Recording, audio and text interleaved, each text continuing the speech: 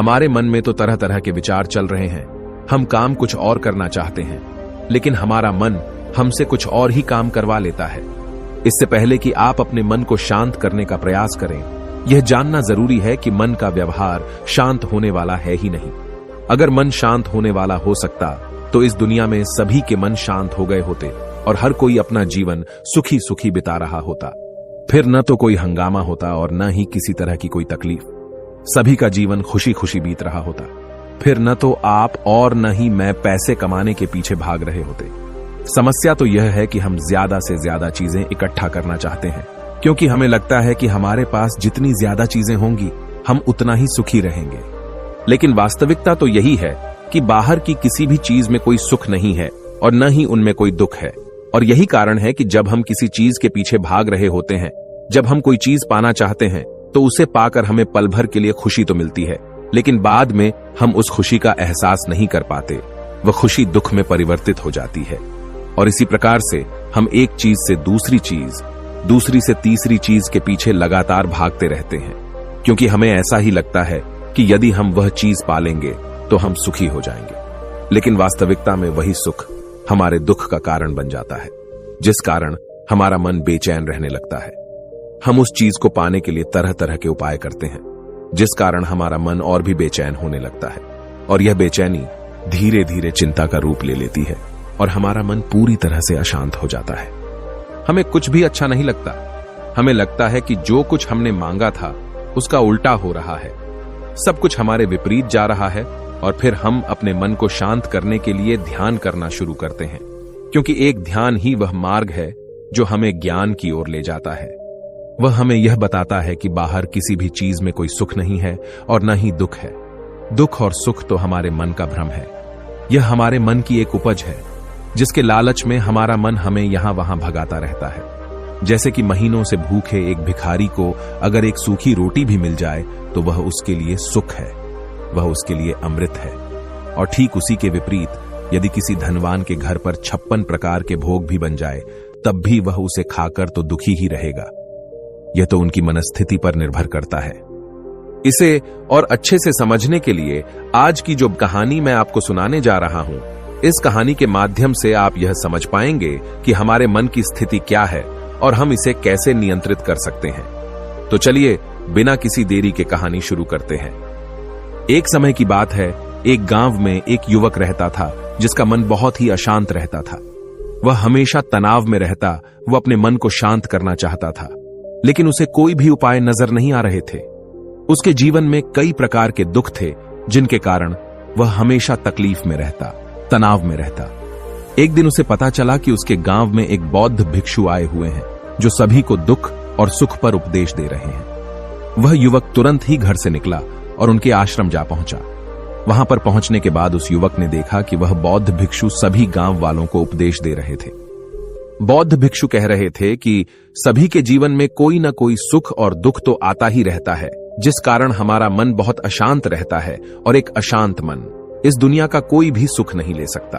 फिर चाहे उसे पूरी दुनिया की धन दौलत ही क्यों न मिल जाए, वह उसे पाकर भी दुखी ही रहेगा। परंतु जिस व्यक्ति का मन शांत है, उसके पास चाहे कुछ भी हो या न हो, वह हर छोटे पल का आनंद ले सकता है। वह हर पल को खुशी खुशी जी सकता है। इस दुनिया का और इस जीवन का परम सुख भी प्राप्त कर सकता है। इतना कहकर उन बौद्ध भिक्षु ने अपना प्रवचन समाप्त कर दिया और वापस आश्रम की ओर लौट गए। युवक भी उनके पीछे पीछे आश्रम पहुंच गया और इस युवक ने उन बौद्ध भिक्षु से कहा, हे गुरुवर, अभी कुछ देर पहले आप उपदेश दे रहे थे कि एक शांत मन हर पल का आनंद ले पाता है, हर पल को सुखी सुखी जी पाता है। लेकिन इस दुनिया में सभी के पास मन है और सभी के मन अशांत है, तो ऐसे में भला अपने जीवन को कोई सुखी सुखी कैसे जी सकता है? इस दुनिया में शांत मन किसी के पास नहीं। मेरे पास भी एक ही मन है और वह भी शांत नहीं है। गुरुवर, क्या आप बता सकते हैं कि मैं अपने इस मन को कैसे शांत करूं? तभी बौद्ध भिक्षु ने उस युवक को ध्यान के बारे में समझाया, ध्यान के फायदे बताए और उसे कहा, बेटा, ध्यान करने से हमारा मन शांत हो जाता है। हम विचारों के दलदल से बाहर आने लगते हैं और इस कारण हमारे जीवन में सुख उत्पन्न होने लगता है। यदि तुम भी अपने जीवन में सुखी होना चाहते हो, अपने मन के इन विचारों के दलदल से बाहर निकलना चाहते हो, तो तुम्हें ध्यान करना चाहिए। तुम्हें ध्यान का अभ्यास करना चाहिए, क्योंकि यही वह मार्ग है जो तुम्हारे मन को शांत कर सकता है और तुम्हें सही राह पर ला सकता है। उस युवक ने उन बौद्ध भिक्षु की बात मान ली। उस युवक ने उन बौद्ध भिक्षु को प्रणाम किया और वापस घर चला गया। घर पहुंचने के बाद उसने ध्यान करना शुरू किया। वह रात भर ध्यान करता रहा, लेकिन उससे उसे कोई लाभ नहीं हुआ। इस कारण वह अगली सुबह फिर से उन बौद्ध भिक्षु के पास पहुंचा और उन बौद्ध भिक्षु से कहता है, गुरुवर, आपके कहे अनुसार मैंने रात भर ध्यान किया है, लेकिन उससे मुझे कोई लाभ नहीं हुआ। मेरा मन तो अभी भी अशांत है। आप तो कह रहे थे कि ध्यान करने से हमारा मन शांत हो जाता है। तभी वह बौद्ध भिक्षु उस युवा से कहते हैं, ध्यान कोई एक बार करने की चीज नहीं है, यह तो अभ्यास है और धीरे धीरे समय के साथ मन शांत होता जाएगा। इस पर वह युवक कहता है, हे गुरुवर, मेरे पास इतना समय नहीं है। मुझे कोई ऐसा मार्ग बताइए जिससे जल्दी जल्दी मेरा मन शांत हो जाए और मैं खुशी खुशी अपना जीवन जीने लग जाऊं। ऐसे तो मेरा बहुत समय बर्बाद हो जाएगा। मुझे कुछ ऐसा बताइए गुरुदेव, जिससे मेरा मन आज के आज और अभी शांत हो जाए, जिससे मैं सुख की अनुभूति कर पाऊं, मुझे सुकून मिले। उस युवक की यह बात सुनकर बौद्ध भिक्षु मुस्कुराने लगे। उन्होंने उस युवक से कहा, बेटा, मेरे पास तुम्हारे लिए कुछ ऐसा है जिससे तुम्हारा मन अभी के अभी शांत हो जाएगा। इतना कहकर वह बौद्ध भिक्षु अपने आश्रम में गए और अंदर से एक घड़ा लेकर आए और उस युवक को थमाते हुए कहते हैं, जाओ और पास की बह रही उस नदी से इस घड़े में पानी भर कर लाओ। उन बौद्ध भिक्षु के इतना कहने के बाद उस युवक ने वह घड़ा हाथ में ले लिया और नदी की तरफ जाने लगा। उसके बाद मन ही मन सोच रहा था कि लगता है यह गुरु पागल है, इन्हें कुछ नहीं पता। भला यह घड़ा मेरे जीवन में शांति कैसे ला सकता है? यह मेरे मन को शांत कैसे कर सकता है? लेकिन उसके पास और कोई रास्ता नहीं था, जिस कारण उसने घड़ा लिया और पास वाली नदी के पास पहुंच गया। उसने उस नदी में से उस घड़े में पानी भरना शुरू किया, लेकिन जैसे ही उस व्यक्ति ने उस घड़े को नदी से बाहर निकाला तो उस युवक ने देखा कि उस घड़े के चारों ओर छोटे छोटे छेद हैं, जिससे पानी तेजी से बाहर की ओर निकल रहा था। उसने लगातार कई बार प्रयास किए, लेकिन काफी बार कोशिश करने के बाद भी वह उस घड़े को पूरा नहीं भर पाया और थक हार कर उन बौद्ध भिक्षु के पास वापस लौटा और क्रोधित होकर कहता है, गुरुवर, आपने यह कैसा घड़ा दिया है? इसके चारों तरफ तो छेद है। भला मैं इसमें पानी कैसे भरकर ला सकता हूं? जब भी मैं पानी भरता हूं, इस घड़े के छेदों से सारे पानी बाहर निकल जाते हैं। इस घड़े को मैं पूरा नहीं भर सकता। तभी वह बौद्ध भिक्षु उस युवक को शांत कराते हुए कहते हैं, बेटा, शांत हो जाओ। तुम्हें तुम्हारे प्रश्न का जवाब ही तो दे रहा हूं, और यदि तुम क्रोधित अवस्था में इस जवाब को सुनोगे तो इसे समझना तुम्हारे लिए मुश्किल हो जाएगा। इसलिए शांत हो जाओ और मेरी बात समझने का प्रयास करो। ये जो घड़ा मैंने तुम्हें दिया है, इसे अपना मन समझो, और मन केवल दो ही प्रकार से शांत हो सकता है। पहला यह कि तुम उसे लबालब पूरा भर दो और उसमें कुछ भी और आने जाने की जगह न बचे। क्या तुम इस घड़े को इस प्रकार भर सकते हो? इस पर वह युवक कहता है, हे गुरुवर, मैं इस घड़े को लबालब नहीं भर सकता, क्योंकि जब भी मैं इसमें पानी भरता हूं, सारा पानी तो छेद से बाहर निकल जाता है। तभी वह बौद्ध भिक्षु उस युवक से कहते हैं, ठीक इसी तरह हम भी अपने मन को कभी नहीं भर सकते। हम जितना इसमें डालते जाएंगे, वह सब कुछ हमारे शरीर के द्वारा बाहर आता रहेगा। फिर चाहे वह क्रोध हो, प्रेम हो या फिर दया, हम जो भी अपने अंदर आने देते हैं, वही हमारे अंदर से बाहर भी आता है। और इसीलिए मैंने तुम्हें छेदों वाला घड़ा दिया, क्योंकि ये हमारी मन के जैसा ही है। और जब हम इस मन को बस भरना चाहते हैं, तब तुम अपना समय बेकार कर रहे हो। क्या तुम्हें एक पल के लिए भी ये नहीं सोचा कि इसी प्रकार तो तुम अपने मन को भरने में भी लगे हुए हो? क्या इससे तुम्हारा समय बर्बाद नहीं हो रहा?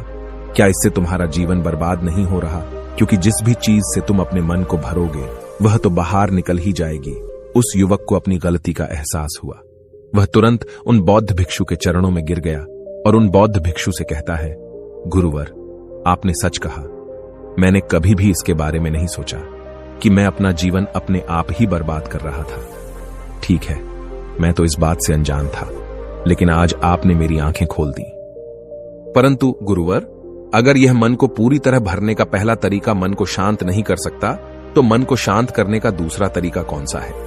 गुरुवर मुस्कुराते हुए उस आदमी से कहते हैं, दूसरा तरीका है कि अपने मन को पूरी तरह खाली कर दो। इस पर वह व्यक्ति कहता है, गुरुवर, आप ही मुझे बताइए कि मैं अपने मन को खाली कैसे कर सकता हूं। तभी बौद्ध भिक्षु कहते हैं, बेटा, यह तो बहुत ही सरल है। बाहर का कूड़ा अपने भीतर मत जाने दो। इस प्रकार तुम्हारा मन अपने आप ही खाली हो जाएगा। वह व्यक्ति कुछ देर सोच विचार करने के बाद बौद्ध भिक्षु से कहता है, हे गुरुदेव, यह कैसे संभव है? जो भी हम देखते हैं, सुनते हैं, वह हमारे मन में ही तो जाता है, वह हमारे भीतर की ओर ही तो जाता है। फिर मैं उसे कैसे रोक सकता हूं? इस पर बौद्ध भिक्षु मुस्कुराने लगे और उस युवक से कहते हैं, बेटा, मैं तुम्हें यही तो समझाने का प्रयास कर रहा हूं कि मन को केवल ध्यान से ही जीता जा सकता है और एक दिन ध्यान करने से कुछ नहीं होने वाला। हमें इसके लिए समय देना होगा, हमें इसके लिए धैर्य रखना होगा, इसका निरंतर अभ्यास करना होगा। आगे बौद्ध भिक्षु उस युवा से कहते हैं, बेटा, क्या तुम्हें प्यास लगी है? युवक कहता है, हां गुरुवर, मुझे बहुत जोरों की प्यास लगी है। इस पर उन बौद्ध भिक्षु ने उस युवक को पानी पिलाया और कहा, ये लो, पानी पी लो, इससे तुम्हारी प्यास बुझ जाएगी। लेकिन मुझे एक बात बताओ, क्या आज पानी पी लेने से फिर तुम्हें कभी प्यास नहीं लगेगी? तुम कभी फिर मुझसे पानी नहीं मांगोगे? इस पर वह युवक कहता है, गुरुवर, आप कैसी बातें कर रहे हैं? पानी तो हमारे जीवन का एक हिस्सा है, इसके बिना तो हम मर जाएंगे। और आप कह रहे हैं कि आज पानी पी लो और उसके बाद मैं कभी पानी न पीऊं। यह भला कैसे संभव है? प्यास तो हमें रोज आती है और हम रोज पानी पीते हैं, इसके बिना तो हम मर जाएंगे।